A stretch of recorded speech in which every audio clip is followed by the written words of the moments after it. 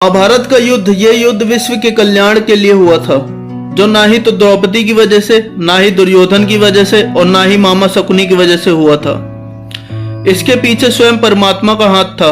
जो होनी थी वो तो होके रही, जो होने वाला है वो भी होके रहेगा। सबके पीछे परमात्मा की इच्छा छुपी हुई है। जब भी कृष्ण भगवान ने धर्म की रक्षा के लिए खुद को अर्जुन का सारथी बनाया था, और इसीलिए भयानक से भयानक अस्त्र भी उनका कुछ नहीं कर पाए।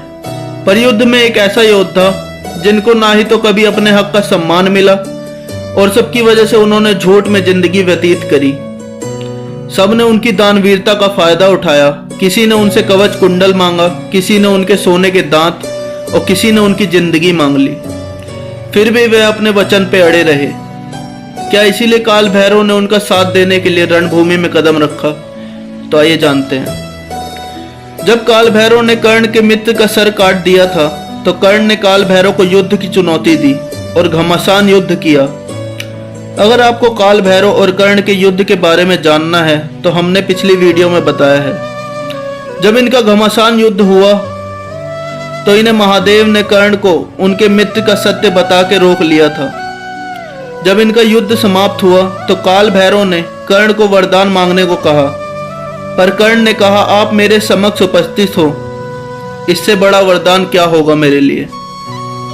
तो काल भैरव उनसे प्रसन्न होकर कहते हैं, जब भी किसी बड़े युद्ध में तुम खुद को असहाय महसूस करो तो इस मंत्र का उच्चारण कर लेना, तो मैं शीघ्र ही तुम्हारे समक्ष उपस्थित हो जाऊंगा। और तथास्तु कह के चले जाते हैं। जब कर्ण युद्ध में घटोत्कच को देखते हैं तो सोचते हैं, इस भयानक विशालकाय राक्षस को अगर मारा नहीं गया तो युद्ध आज ही समाप्त हो जाएगा।